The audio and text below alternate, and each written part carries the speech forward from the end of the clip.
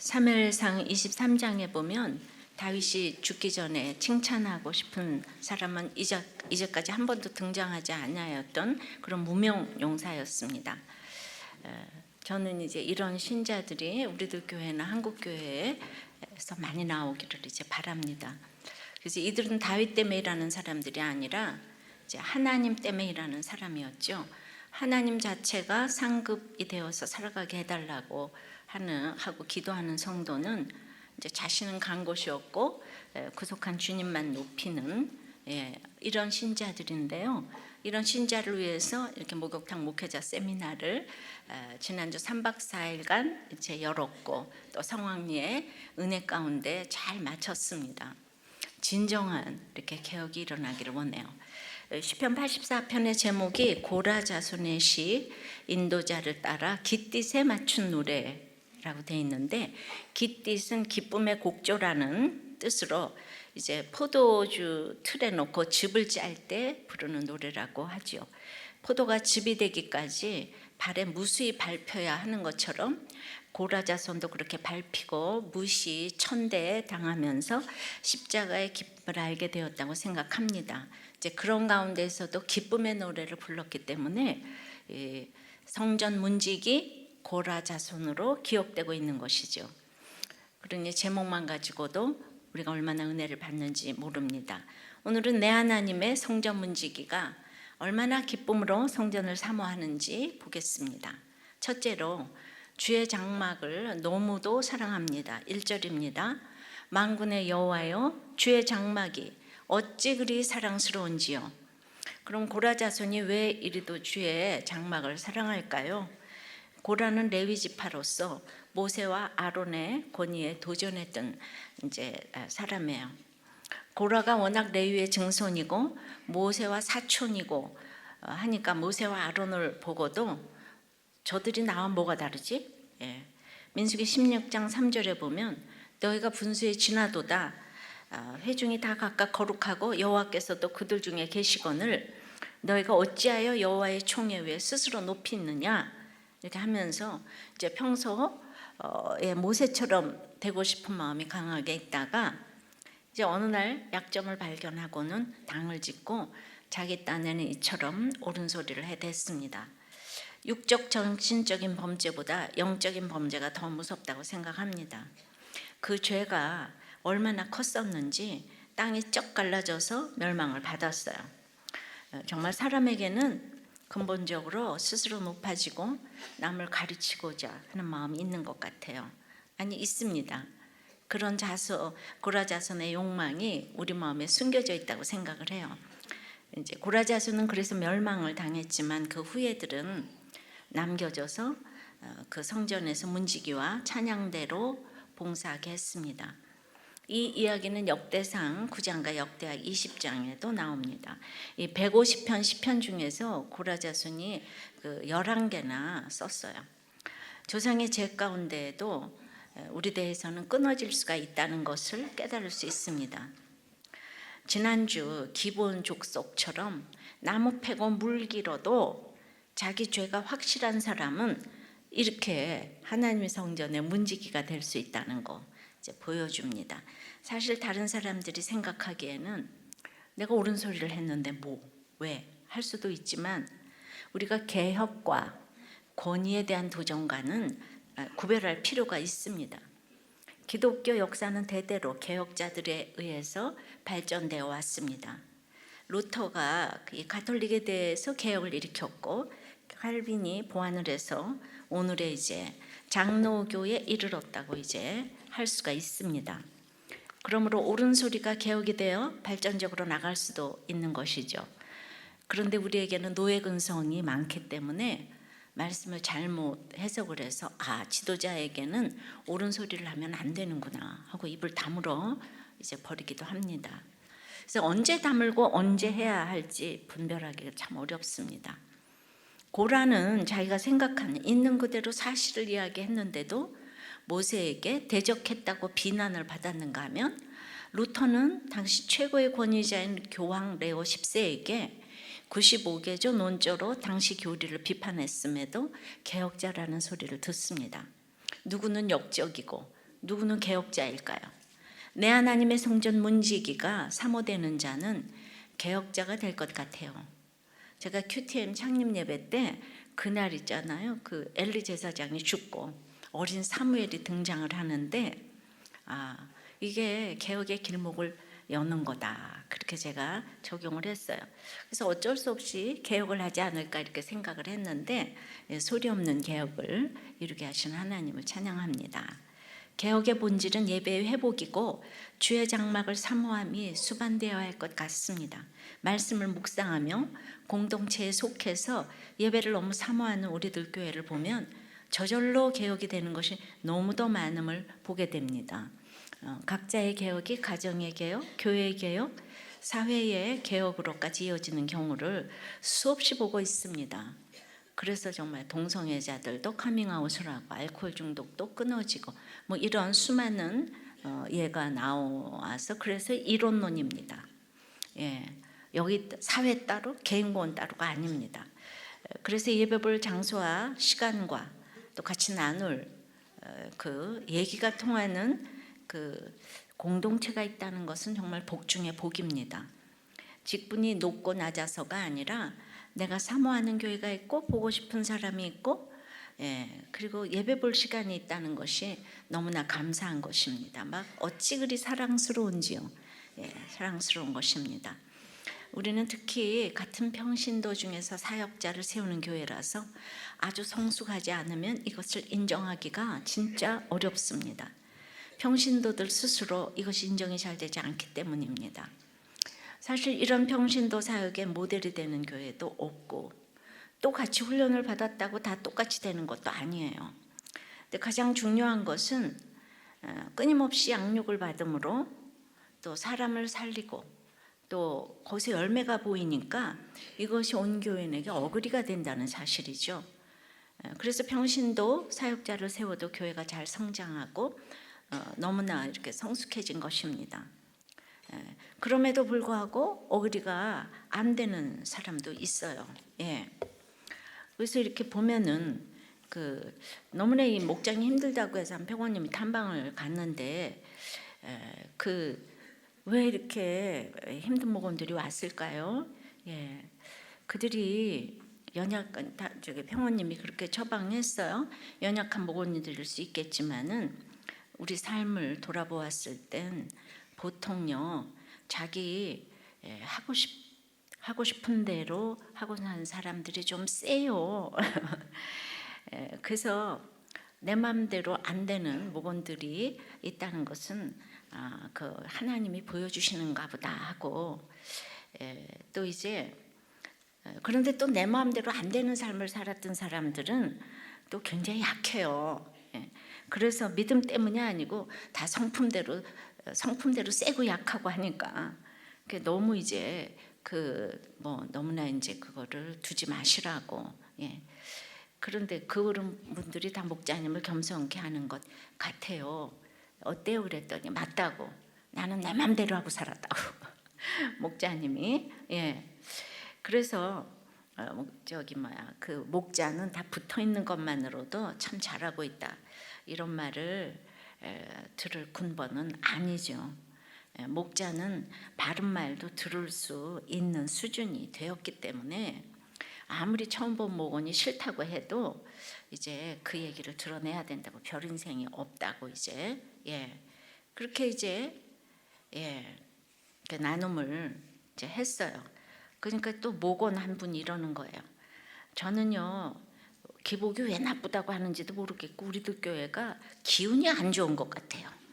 목장에서 질문하는 것도 불편하고 충분하지 않은 상태에서, 생각하지 않은 상태에서 대답하는 것들이 나중에 생각하면 또 아닌 것 같아서 늘 걸려요. 그래서 목장 예배 후에 무겁고 스트레스를 받아요. 계속 나와야 하는지 갈등 중입니다. 그러니까 이제 평원님이 또 처방을 합니다. 부부도 나쁜 신랑 좋은 신랑이 없다고 하잖아요. 그러니까 나에게 사고방식 자체가 이상한 조카가 있었는데 그 이상한 아이가 너무도 훌륭한 의사 선생님을 만났는데 그 신랑도 또 만나보니까 너무 이상한 거예요. 그러니까 둘이 이상하니까 잘 살더라고요. 예. 그러니까 그래서 목은 뭐 좋은 목은 나쁜 목은 이런 거는 이제 없어요. 예. 그리고 이제 목자를 한다는 거는 누구한테 꼭 미움을 받게 되어 있어요. 예. 그래서 이제 담임 목사님은 한 사람의 목자, 한 사람의 사역자를 길러내기 위해서 우리가 수고한다고 그렇게 늘 말씀하셨는데, 혹시 누군가 목자를 굉장히 미워한다면 그 사람은 목자 되고 싶어서 그러는 거니까 이해를 하세요. 예. 자, 이렇게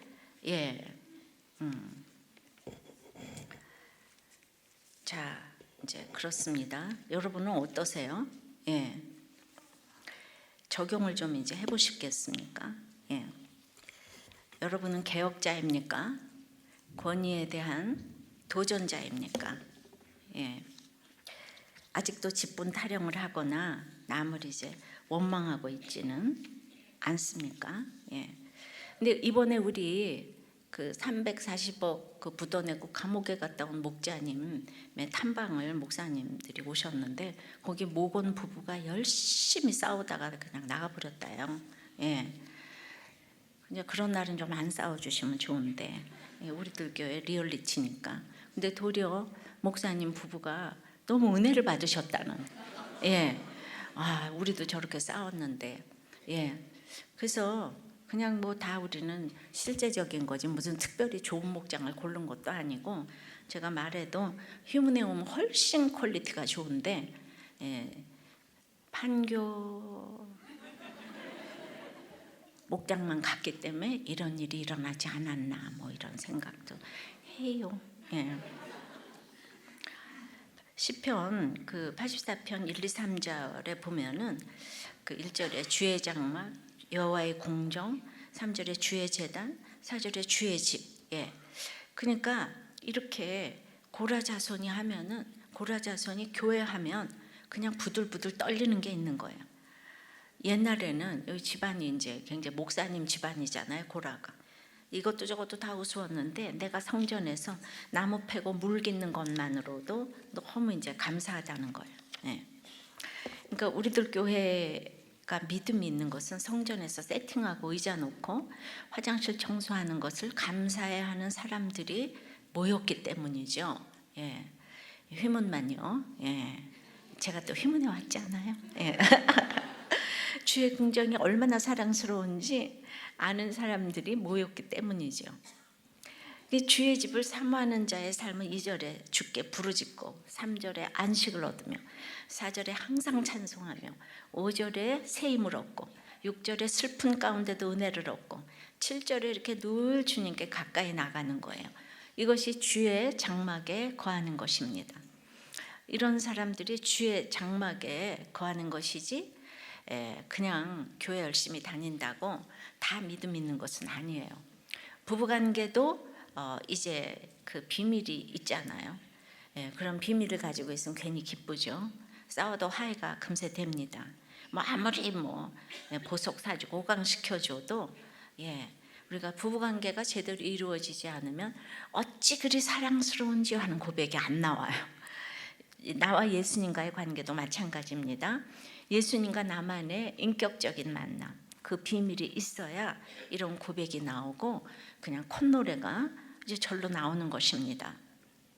1차적으로는 고라자손은 성전에서 멀리 떨어진 곳에서 살고 있었죠. 그러니까 교회를 못 오면서 이런 찬송시를 썼다는 것이에요. 왜? 고라자손이 멸절받을 뻔했는데 이제 문지기로 턱걸이를 한 거잖아요. 그러니까 그냥 이 예배를 올 수 있다는 것만으로도 이게 특권이고 어찌 그리 사랑스러운지요 라는 고백이 절로 나오는 것입니다. 전 이제 십살이 할 때는 이제 교회 갈 엄두를 못 냈어요.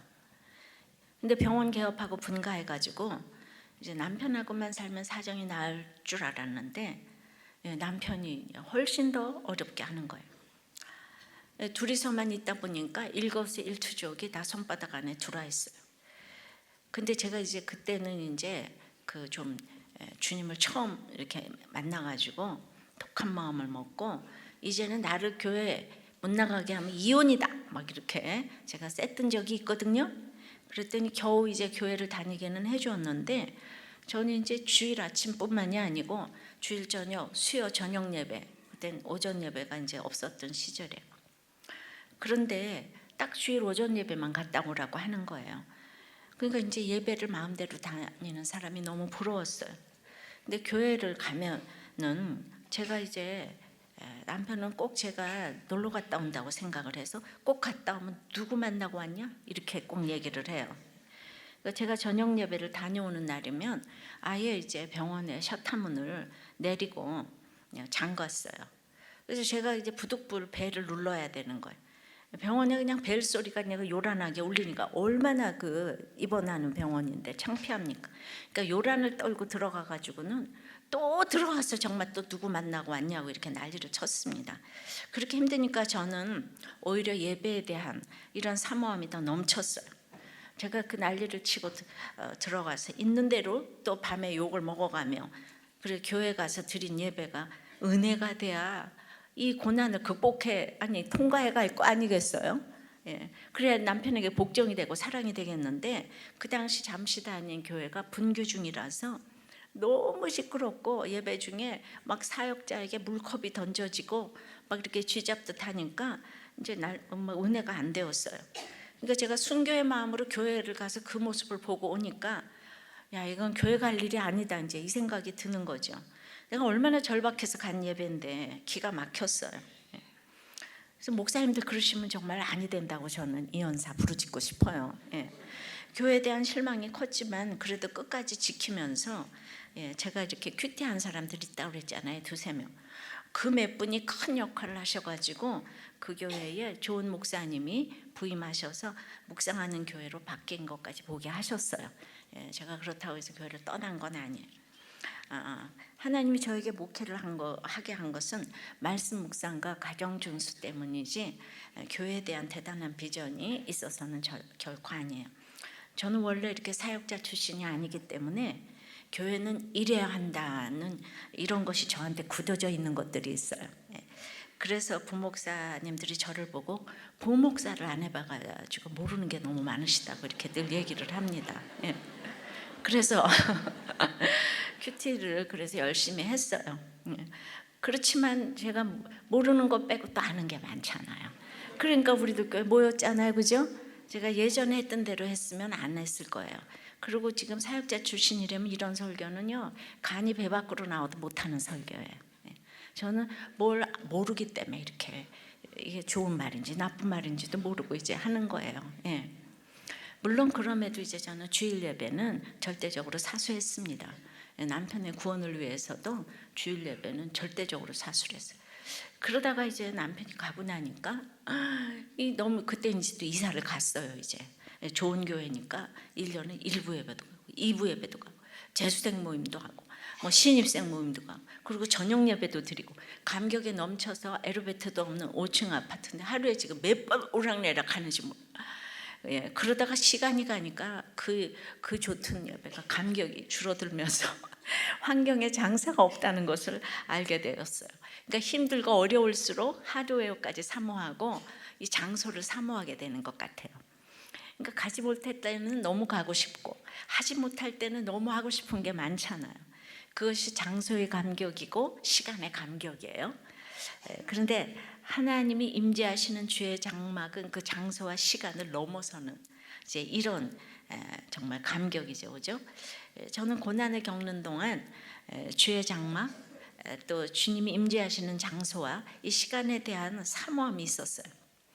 근데 성경이 구속사적으로 읽혀지고 그 다음에 이제 그렇게 같이 주님의 임재하심을 경험한 사람들이 그 모이니까 이제 그 우리들 교회 성전에 성령이 충만하고 주의 장막이 어찌 그리 사랑스러운지요가 저절로 되는 걸 보게 돼요.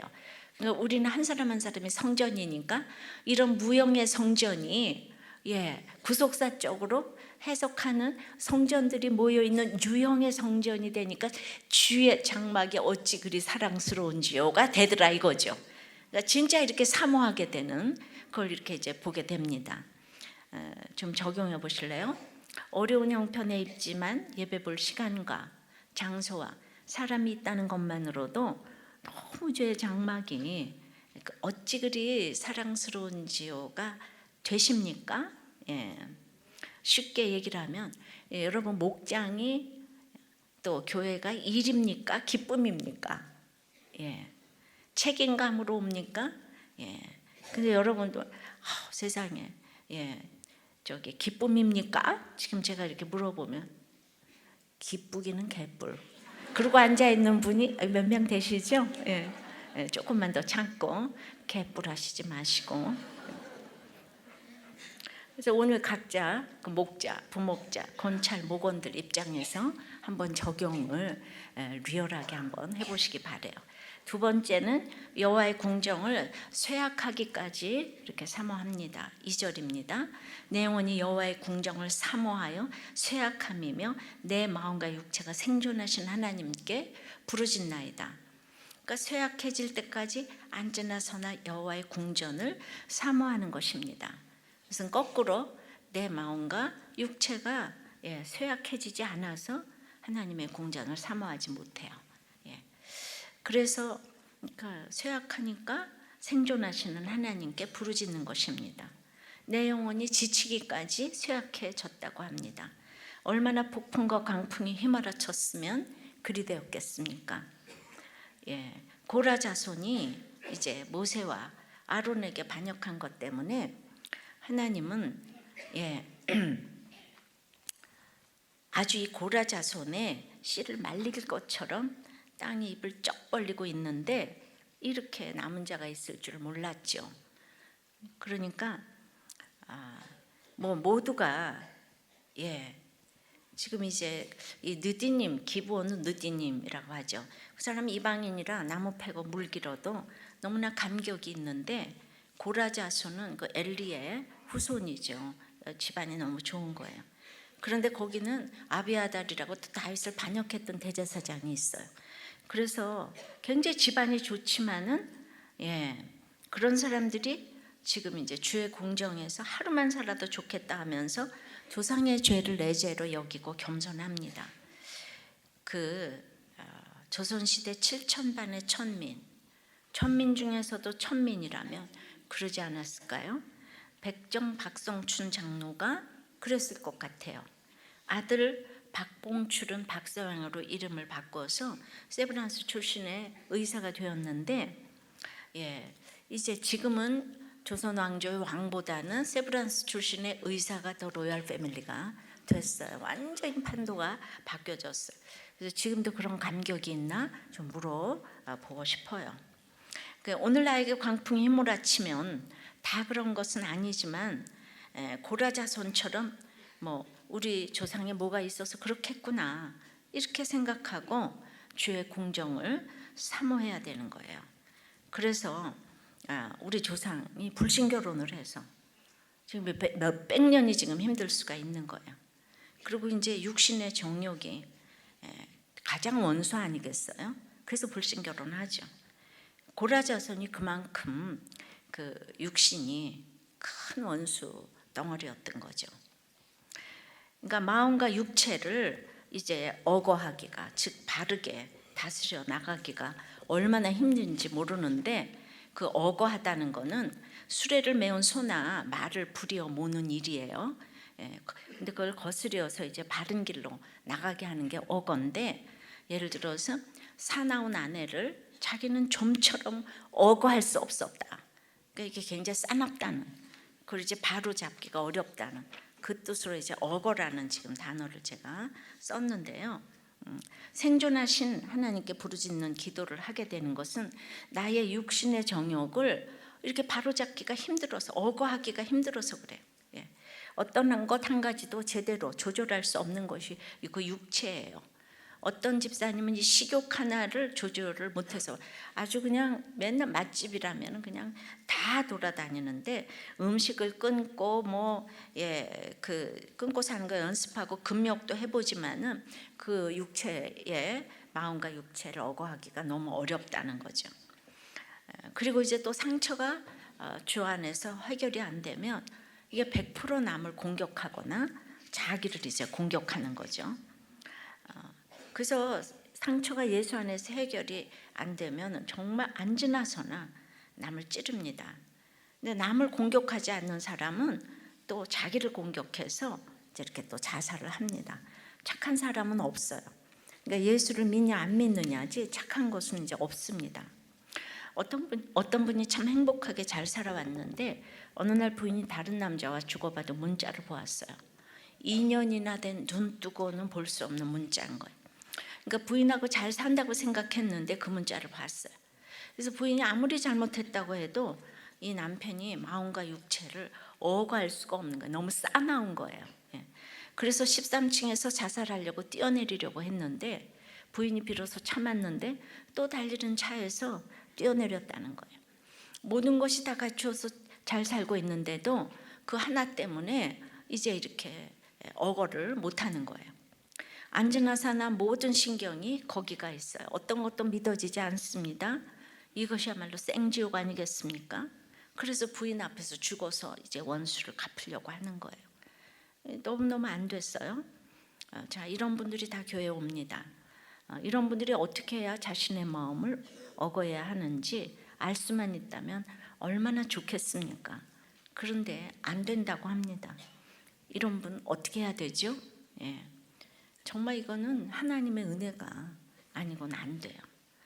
견디다 못하고 죽을 것 같아서 상담 받으러 갔는데 상담 받으러 간 곳에서 우리들 교회 설교를 들어보라고 했대요. 그래서 설교를 한번 듣고는 저에게 편지 쓸 마음이 생겨서 이제 편지를 보내셨어요. 남자들은 여자들이 괴로워하는 거하고는 다르게 헐크처럼 너 죽고 나 죽자 합니다. 남자들은 사랑해서 못 버리는 것이 아니라 버려지지를 않아서 못 버립니다. 그래서 사랑이 아닌 것 같습니다. 근데 너무나 쇠약해서 내 마음과 육체를 억어하지 못합니다. 그 정말 싸나운 거예요. 이것보다 더 기가 막힌 일이 어디 있습니까? 억어하지 못하니까 다들 정신병원에 가는 거 아니겠습니까? 마음은 원이로되 그냥 내 마음대로 이게 되는 게 아니잖아요. 고라자손도 그러지 않았겠습니까? 자기가 그러고 싶어서 그랬겠습니까? 문제는 모세와 고라가 진짜 잘못됐다고 생각하는 거예요. 그러니까 이게 교회 분쟁마다 다 상대방이 잘못했다고 생각하는 거예요. 지금도 이제 이게 목사님 자제, 장로님 자제들이 결혼했어도 문제만 생기면은 다 상대방이 잘못했기 때문에 너 죽고 나 죽자 해요. 말려도 소용이 없어요. 그 결혼을 통해서 다른 사람을 살리고 사명을 감당해야 한다는 말을 듣는 사람이 정말 드물어요. 사람 살리려고 내 남편 내 아내가 수고를 하는데 다 내 거, 그냥 내 아내 내 남편이라고 생각하니까 내 거와 다른 사람 거가 됐다는 것 때문에 돌아버리는 거예요. 여러분 이 세상에 내 거가 어디 있어요? 다 하나님의 것이에요. 악하고 음란한 세상에 죄를 지었다 뿐인 거예요. 근데 죄를 지은 사람들은 상처가 있어서 악하고 음란하게 세상에 빠졌다가도 의지의 대상이 뭘 좋아하던 사람이니까 의지의 대상이 바뀌어서 주의 궁정에 들어오면 말씀이 더 잘 꽂혀요. 죄를 지은 사람은 어디에 꽂혔다는 증거잖아요. 똑똑하고 의지가 굳센 사람은 어디에 꽂히는 법이 없잖아. 이런 사람들이 더 문제인 거예요. 문제. 그래서 변화된 사람은 이 똑똑하고 능력 있는 착한 사람보다 더 순종을 잘하고 감사가 넘치더라고. 땅끝까지 내려가서 육체가 쇠잔해지니까 생존하신 하나님께 부르짖고 사모하게 되는 것입니다. 힘이 지나도록 쇠잔해야 내 육체와 마음이 부르짖는 것입니다. 그래서 적용을 좀 이제 해보세요. 도저히 이 마음을 이제 다스릴 수가 없어서 마음과 육체가 이렇게 쇠약해진 것은 무엇입니까? 내가 이렇게 이제 억어할 수 없는, 도저히 그냥 돌이킬 수 없는 이런 것들이 이렇게 뭐가 있습니까? 그러니까 참 약해. 그러니까 이제 오늘은 어떤 리더십에 대해서 얘기를 하니까 또 한 나눔을 읽어드리면은 자기는 이제 목자가 되어서 딱 하루만 좋았는데 부목자 고난이 시작됐다는 거예요. 부목자가 첫날부터 목자님이 열심히 있는데 앞으로 저와 많이 부딪히시겠습니다. 이렇게 얘기를 했어요. 다음에는 저랑 나이도 맞고 고난도 없는 목장으로 보내주세요. 예. 여기는 나이도 어리고 젊은 사람만 있고 저보다 이제 또 목자님 나이가 어리시고 그런데 뭐 이러면서 이제 뭔 말인지는 모르지만은 그래서 이렇게 또 이런 데가 힘든데 평원님이 처방을 합니다. 우리가 바울 보고 분이 나는 게 아니고 옆집에 김집사 때문에 분해요. 그러니까 목자님이 부목자를 그렇게 오래 했다는 것은 만인이 원했다는 부목자라는 거죠. 이분이 부목자 오래 하셨거든요. 그러니까 부목자는 나처럼 해야 된다는 것이 있는데 그렇지 않으니까 지금 열받으시잖아요. 왜 나처럼 부목자를 안 하나? 예. 그러면서 왜 목장 보고서는 안 올리나? 왜 착착착 전화도 안 하나? 목자 부목자는 교회에서 임명하는 것이잖아요. 그런데 이렇게 세례적도 아니고 목자 부목자가 되어서 옮기는 거는 덕이 안 되는 것 같아요. 사람마다 특성이 있는데 어떤 분은 굉장히 나이에 또 예민하세요. 어떤 분은 또 학벌에 예민하세요. 어떤 분은 집에 또 예민하세요. 자녀에 예민하세요. 그런데 내가 지금 평원이 돼서 좋을 것 같지만 내가 집사님 목장에 부목자로 가면 아주 싫을걸요? 이렇게 얘기를 하니까 맞지 않아요, 그죠? 나 같은 부목자가 와 있으면 얼마나 싫으시겠어요. 그래, 왜냐 생각해 보세요. 저는 남의 말을 안 듣거든요. 이제 이렇게 평원쯤 되니까 왜냐하면 제가 시간이 없기 때문에 하고 이제 깔깔거리면 목자가 평원에게 무슨 말을 하겠어요. 그러니까 그 특징들을 좀 이해하시기를 이렇게 바란다. 쇠잔해지질 않았어요, 다. 그래서 어디 가나 문제가 있어요. 그러니까 우리가 이런 것들을 그냥 우리는 솔직하게 다 드러내놓고 진짜 이 목장에 가도 막 마음을 억어할 수 없는 이 목원이 앉아있고 목자가 앉아있고 이러거든요. 다 피로 값주고 사신 지체이기 때문에 그것을 보면서 이렇게 다 우리가 이제 내 하나님 성전의 문지기를 사모하게 되는 거죠. 세 번째는 눈물 골짜기의 복을 사모합니다. 3절입니다. 나의 하나님 만군의 여호와여, 주의 제단에서 참새도 제 집을 얻고 제비도 새끼들 보금자리를 얻었나이다.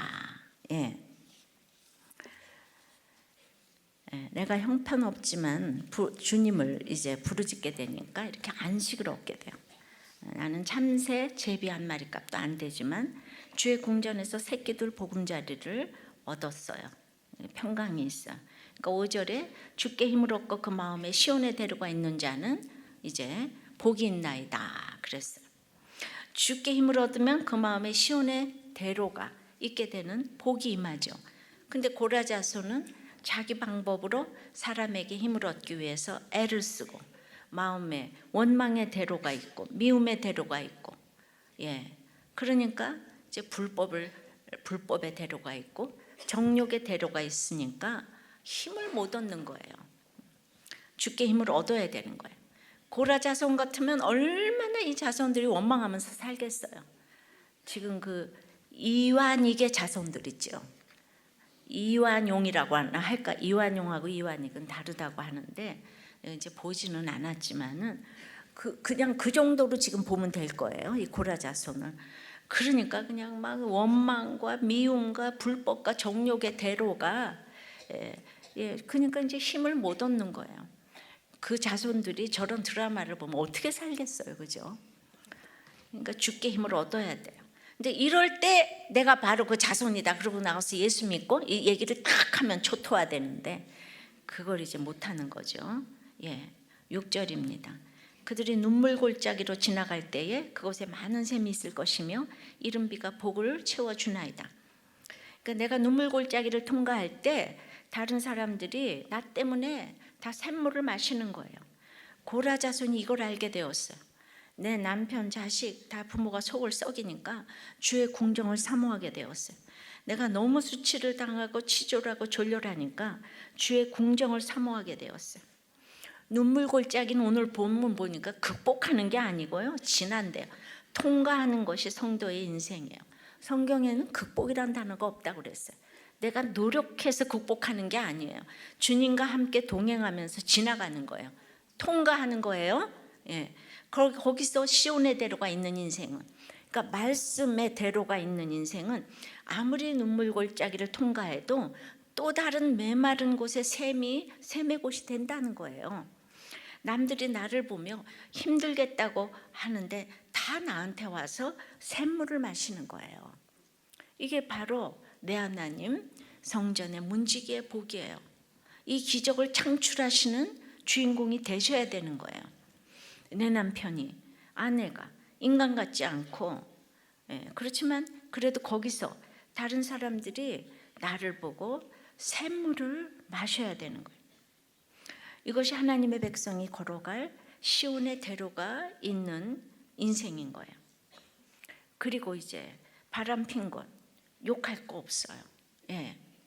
바람을 피나 똑똑하나, 예수 안 믿기는 다 똑똑한데 바람 펴서 압도적으로 예수 믿는 사람이 많아요. 똑똑해서 믿는 사람은 참 드물어요. 그러면 우리는 바람 핀 거를 얼마나 축복해야 되겠어요. 진짜 우리들 꽤 보면 다 바람 핀 간증하고 예수 믿잖아요. 똑똑한 사람이 간증하는 건 정말 드물잖아요.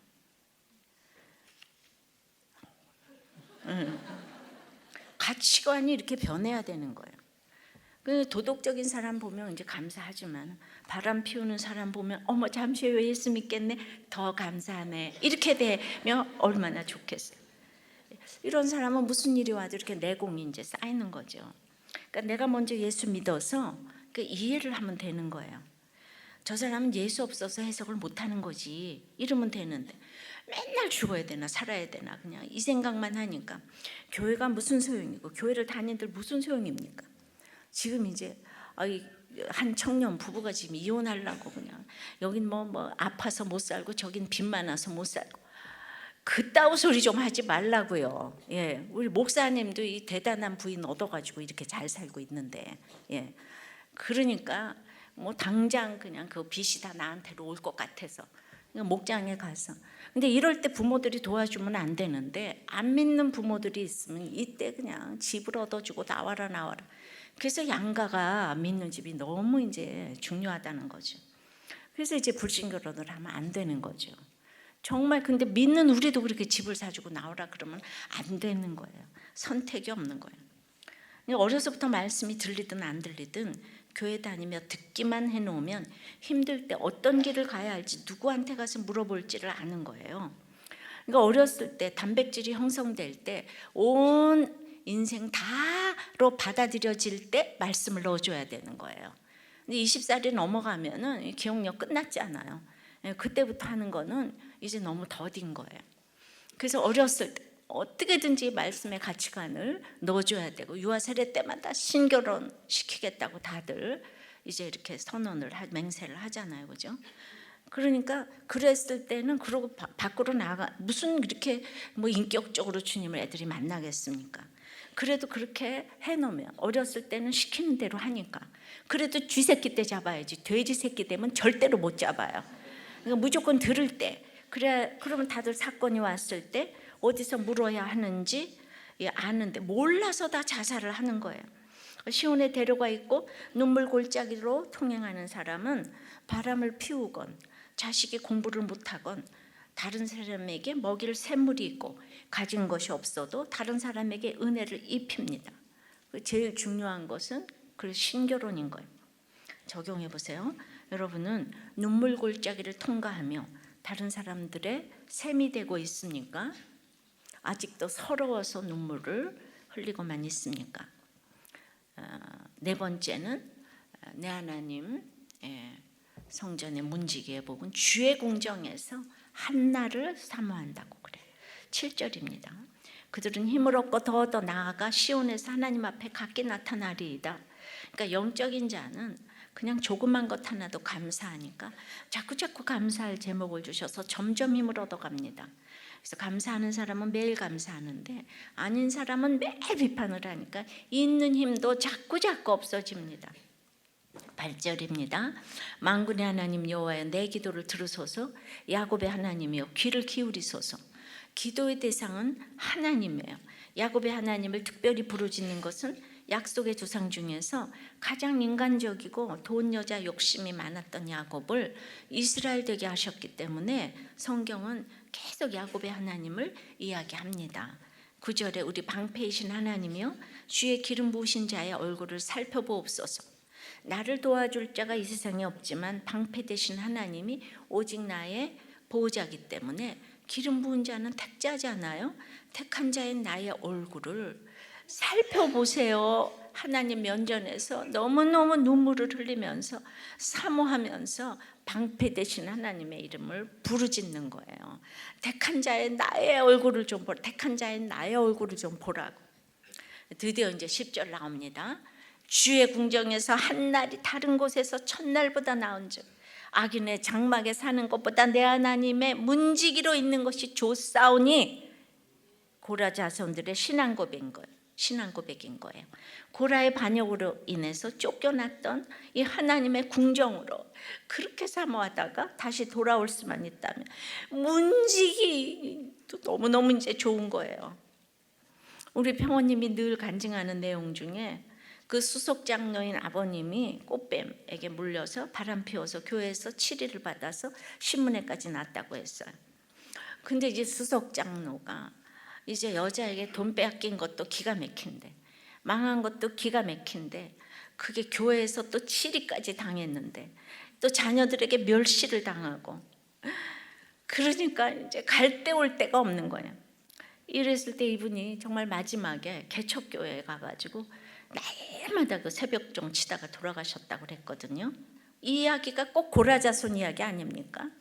바람 필 수도 있는데 자꾸만 교회에서 드러나고 사회에서 드러나고, 그러니까 이분은 이렇게 드러나서 축복을 받은 것 같아요. 그래서 쫓겨났지만 문지기로 있다가 천국에 가셨는데, 그러니까 이제 고라자손이 성전 문지기도 좋다 그러잖아요. 그러니까 이 자녀가 이 딸이 말이죠. 정말 그 시골에서 그 여상밖에 안 나오셨는데 이 목회자 세미나의 대단한 목사님들의 탱크 강사로 섬기고 계시잖아요, 그죠? 얼마나 이번에 마지막 이렇게 목사로 목회자 탱크 양육을 하는 교회 목사님들이 오셔서 양육 시연을 하셨어요. 그랬더니 그냥 사람들이 그냥 너무나 그 진정성이 있잖아요. 다른 교회 목사님들이 오셔서 양육 시연을 하는데 어떤 사모님은 그냥 내가 그렇게 열심히 숙제를 해가도 강사님은 아직 5주차나 됐는데 사모님 이게 뭡니까? 이렇게 하고 그렇게 열심히 나중에 또 회개를 했는데 막 눈물을 흘리고 회개해서 숙제를 또 써내셨더니 그래서 사모님이 목사님의 목회를 막은 거예요. 이렇게 막 표현도 어찌나 재밌게 해주시니 완전히 그 마지막에 다른 교회 목사님들의 양육 시연이 정말 대박을 친 것 같아요. 그러니까 이 자손들이 고라 자손 같이 돼서 너무나 이 주의 궁정을 지금 그냥 사모하잖아요, 그죠? 바로 이런 게 아닐까 싶어요. 근데 어떤 분은 무슨 문제가 생기면 교회를 둘러엎죠, 그죠? 기도해야 되는데 그냥 너무 옳고 그름이 판을 쳐가지고 그래서 교회마다 분쟁과 분열이 없는 곳이 거의 없는 것 같아요. 자, 적용해 보세요. 여러분은 주의 궁정에서 내 하나님의 문지기가 좋습니까? 악인의 장막에서 첫날이 좋습니까? 다 대답은 내 하나님의 문지기요. 이렇게 대답을 하시고 속으로는 악인의 장막에서 첫날. 잘 사는 거 첫날. 그죠? 11절 여호와 하나님은 해오 방패시라 여호와께서 은혜와 영화를 주시며 정직하게 행하는 자에게 좋은 것을 아끼지 아니하실 것임이니라. 자기네 가문을 아주 싸그리 망가뜨려 완전히 공동묘지처럼 전부 죽었는데도 불구하고 하나님은 제일 좋은 것을 아끼지 아니하실 것이라는 이런 믿음의 고백을 바로 고라 자손이 했다는 것이 너무 은혜가 되지 않습니까? 가장 좋은 것을 아끼지 않고 구체적으로 주실 주님이에요. 정직한 은혜를 주신대요. 거짓이란 어떤 사실 그 자체와 그 자신의 생각, 또 자신의 의견을 구별을 못하는 거예요. 그러니까 소문을 퍼뜨리는 거예요. 근데 진실을 말해도 그 말에 책임을 지지 못하면 이것은 거짓이에요. 그러니까 솔직하다고 아무 얘기나 하면 다른 사람에게 상처 줄 수 있잖아요. 솔직한 얘기도 구원 때문에 해야 되는 거예요. 그걸 구별을 못하는 거예요, 여러분들이. 솔직한 거하고 진실한 거하고. 그러니까 이제 가십이 되고 소문이 되잖아요. 이것이 이제 고라자손의 특징이었는데 그렇게 해서 이제 다 죽이고 나서 이제 이렇게 깨닫게 되는 거죠. 그러니까 우리가 정말 하나님께 기도하고 정직히 행하려면 하나님께 양육을 잘 받아야 돼요. 여러분들이 그래서 여기 아무리 와도 띵크 양육 안 받으시면은 허당이에요. 지금 이렇게 목장에서 나누던 것들이 내가 정말 힘들어지면 얼마나 사모가 되겠습니까? 12절에 만군의 여호와여 주께 의지하는 자는 복이 있나이다. 그냥 주님 주님 주님. 주께 의지하지 않으면 날마다 실수하고 정직하게 살 수 없습니다. 맨날 치우칩니다. 맨날 지나치고 말이 많고 부족하고 과장하고 한계를 뛰어넘는 약속을 이제 하게 됩니다. 그래서 주께 의지하여 모든 것에 분별 잘해서 이 주님의 복, 바라크의 복, 엎드려 예배하고 경배하고 기도하는 최고의 복을 받기를 이 고라자손이 사모하는 거예요. 이것이 하나님 성전의 문지기의 복인 줄을 믿습니다. 말씀을 맺어요. 내 하나님 성전의 문지기의 복은 주의 장막을 너무도 이제 사랑하는 것이에요. 주의 장막을 너무도 사랑하고,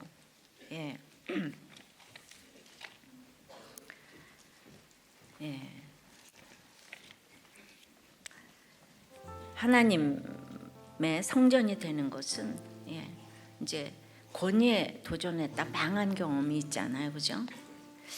그래서 그런데 이 주의 장막을 너무나 사랑하는 사람들은 영육으로 이렇게 쇠약해질 때까지 사모한다고 했어요.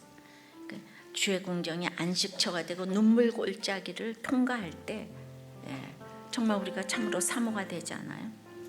오직 오늘 결론이 예수님만이 우리의 모든 힘든 것들의 종결자가 되어주시고 위로자가 되어주실 것을 믿습니다. 우리 내 일생 소원은 오직 예배드리는 것, 주 앞에 나가는 것, 이거 한 가지가 되는 여러분들이 되시기를 바랍니다. 찬양합니다. 주신 말씀을 마음에 새기며 함께 찬양하도록 하겠습니다.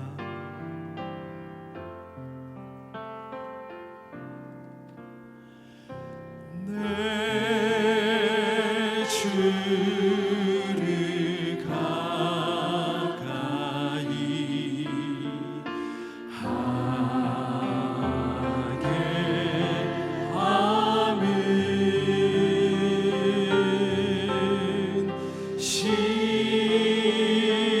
십자가 심 같은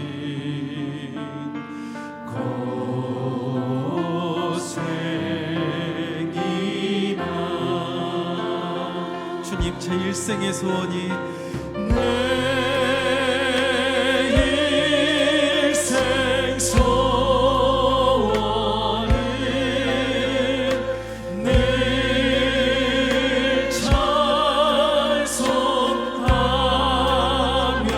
찬송하면서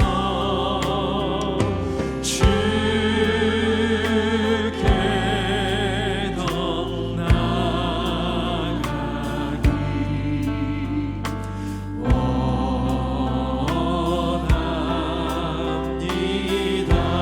내 고생하는 것이 내 고생하는 것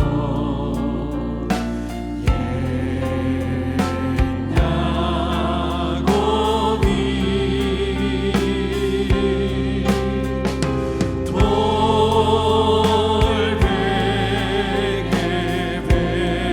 베고자 가슴 눈물 골짜기를 지나면서도 우리가 이 소원을 하나님께 알려드리십시다. 하나님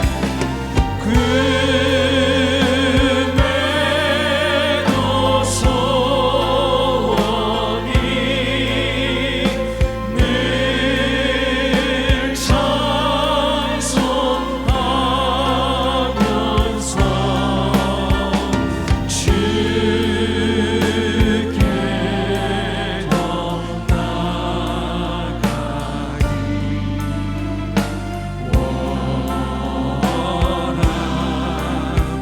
천성에 가는 길이 험하여도 천성에 가는 길 험하여도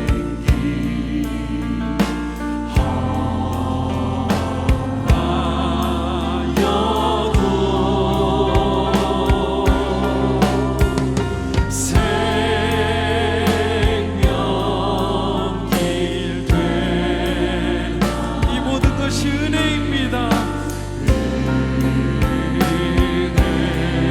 은혜로다.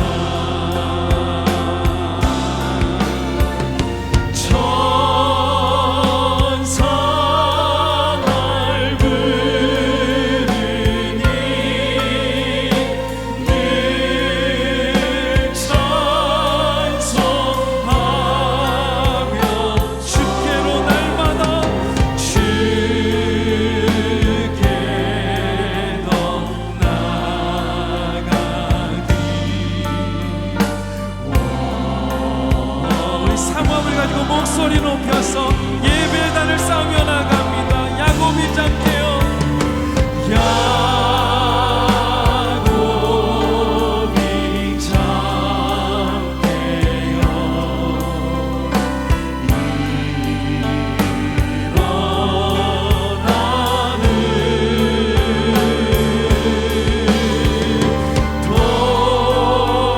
돌담을 쌓는 것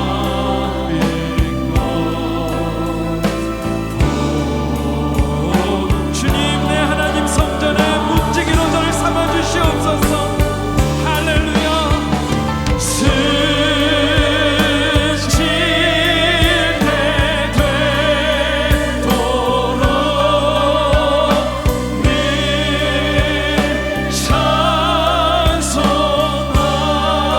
찬송하면서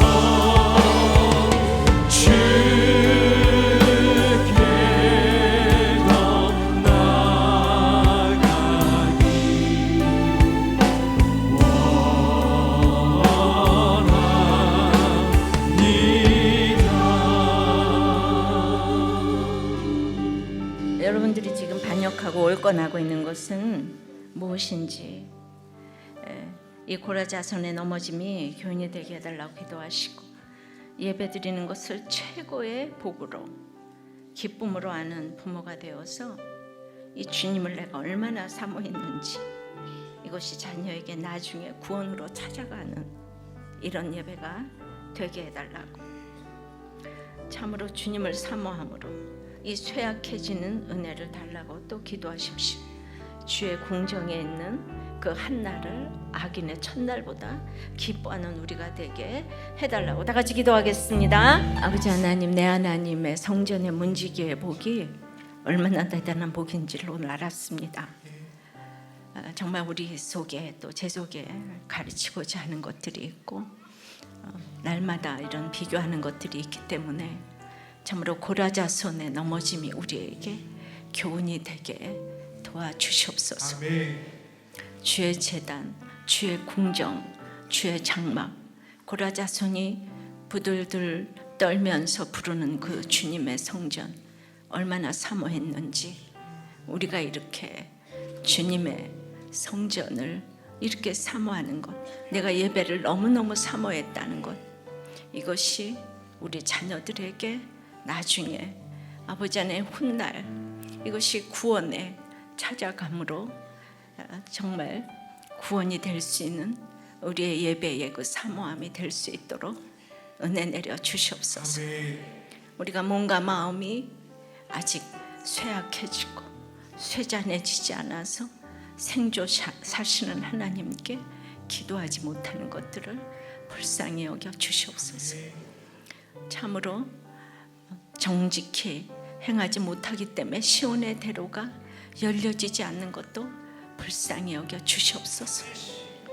오늘 내 하나님의 이 성전의 문지기 하루를 살아도 그 인생을 사모하며 악인의 장막에서 첫날을 사는 것보다 현재의 생각건대 현재의 고난은 잠깐이고 장차 이루어질 영광은 좋게 비교할 수 없다는 이 거꾸로 우리가 이렇게 묵상을 잘하여서 내 하나님 성전의 문지기의 복을 내가 알고 다른 사람들이 알 수 있도록 우리에게 말씀의 대로가 시온의 대로가 열려지기를 원합니다. 아멘. 고라자손의 원망의 대로, 미움의 대로, 정욕의 대로, 불법의 대로가 아버지 다 막혀지게 도와주시옵시고 아멘. 이게 눈물 골짜기를 통과하면서 많은 사람들에게 우리의 그 흘리는 눈물이 샘의 곳이 되게 하여 주시옵소서. 아멘. 우리의 많은 상처받는 자녀들을 찾아가셔서 피 묻은 손으로 안수하여 주시옵시고 아멘. 이 샘물에서 은혜를 맛보는 우리의 자녀들, 상처 많은 분들, 영육간에 상처 많은 분들에게 주님 예배의 복을 허락하여 주시고 구원으로 채워주시고 치유하여 주시옵소서. 아멘. 예수 그리스도 이름으로 기도드리옵나이다. 아멘. 아멘.